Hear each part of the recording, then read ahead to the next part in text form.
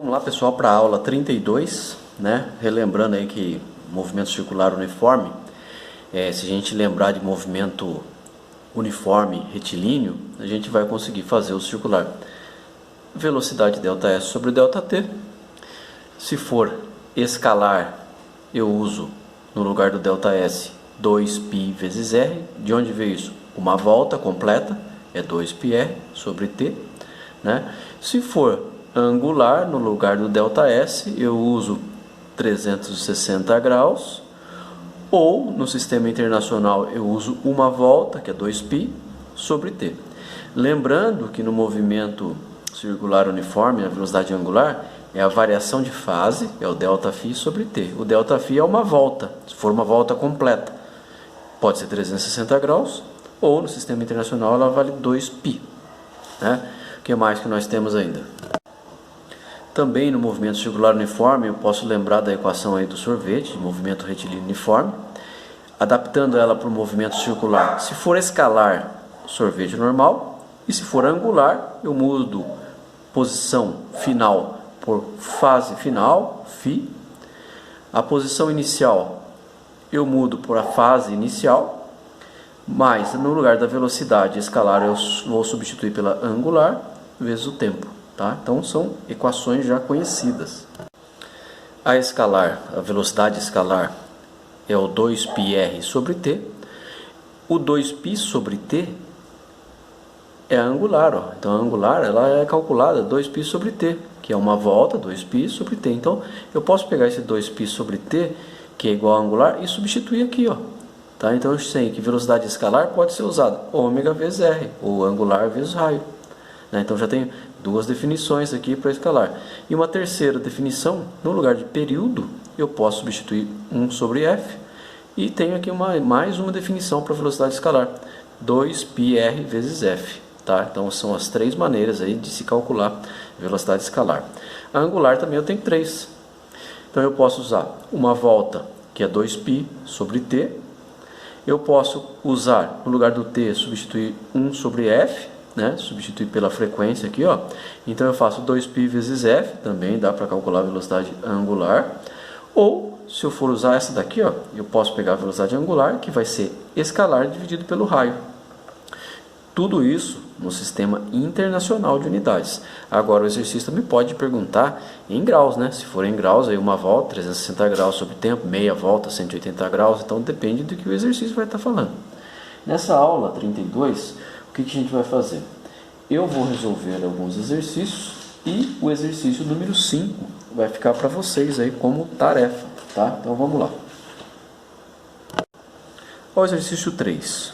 O movimento é dito periódico quando as grandezas cinemáticas que o descrevem se repetem em intervalos de tempo iguais, o que ocorre em movimento circular uniforme. Considere um corpo descrevendo um movimento circular uniforme com velocidade angular. Pede-se, letra A, sendo o intervalo de tempo de repetições do movimento chamado de período, T, qual o seu valor em função de W? Então, ele deu o período, é T, ele quer que a gente mostre o período em função da velocidade angular. Então, não posso usar aí período é 1 sobre F? Não dá para usar período é 1 sobre F, porque o exercício quer período em função de velocidade angular. Então, o que eu vou fazer? Eu sei que a velocidade angular é o ΔS, o ΔΦ é uma volta, 2π, sobre t. Então, eu vou isolar o período, que é o que o exercício está pedindo. Período vai ser 2π sobre w. Olha lá, colocamos uma definição aqui, uma equação para o período em função de velocidade angular, que é o que o exercício estava pedindo. Então, a letra A já foi resolvida. Item B. No item B, ele fala, sendo a frequência o número de vezes que o movimento se repete por unidade de tempo, qual o seu valor em função do período? Então ele quer a frequência em função do período. Aí ficou fácil. O período eu sei que é 1 sobre f, né? E o exercício está pedindo aí para achar a frequência. Então, se eu quero achar a frequência, é só inverter. Ó. Frequência vai ser 1 sobre período. Frequência é o inverso do período e período é o inverso da frequência. Ficou bem simples também resolver o item B. Vamos lá para o próximo, item C. No item C, ele fala qual o valor da frequência em função da velocidade angular.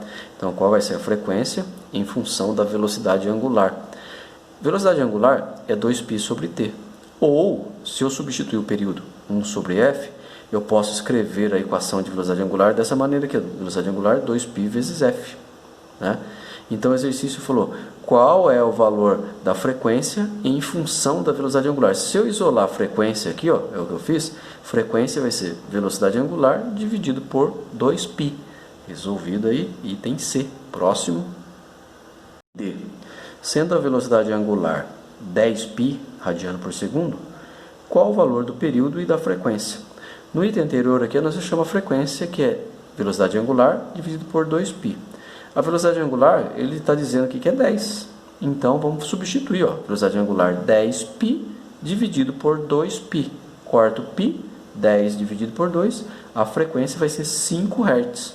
Ou seja, ele dá 5 voltas em 1 segundo. E o período? Ao período, de onde veio essa fórmula? Do item A que nós achamos. Lá na letra A, nós achamos a fórmula do período em função da velocidade angular. 2π sobre velocidade angular. A velocidade angular é 10π, então vai ficar 2π dividido por 10π. Corto π, 2 sobre 10, simplifico, 1/5. Período é 1/5. Tá? Agora vamos fazer exercício 4. O exercício 4, um garoto em um carrossel descreve um movimento circular uniforme com velocidade angular. Lembrando que para obtermos as grandezas angulares a partir das escalares, basta dividi-las pelo raio da trajetória. E sabendo que no instante zero o garoto se encontrava na posição angular, fase inicial, φ0, pede-se, letra A, uma expressão para a posição angular em função do tempo. E que nome pode ser dado para essa expressão? Então, ó, o que a gente vai fazer? Lembra lá da equação usada em movimento circular uniforme, movimento retilíneo uniforme, sorvete? S igual a S0 mais VT. Vamos usar essa equação adaptada para o movimento circular uniforme. Então, no lugar de posição, a gente usa fase inicial, né? Ou posição angular final. No lugar de posição inicial, a gente posição angular inicial. Velocidade, no lugar de escalar, a gente usa angular. E tempo. Pronto. Temos uma equação adaptada aqui para o movimento circular. Que nome essa equação recebe? Equação horária de posição angular. Tá feito aí o item A. Vamos ver o item B, o que ele pede.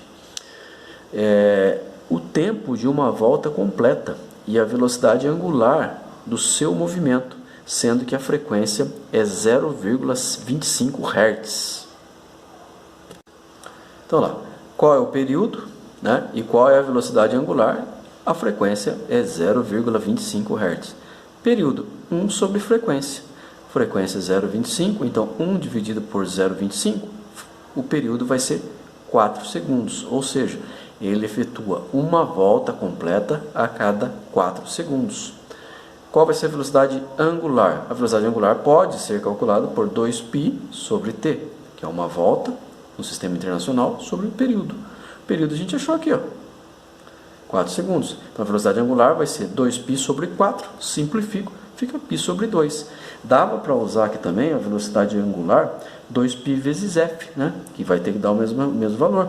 2π vezes f, a frequência é 0,25, e vai ficar 2π vezes 0,25, que vai dar também π sobre 2 radiano por segundo.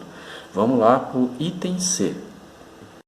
No item C, ele fala a posição angular do garoto num instante 6 segundos, considerando que ele estava na posição angular 0.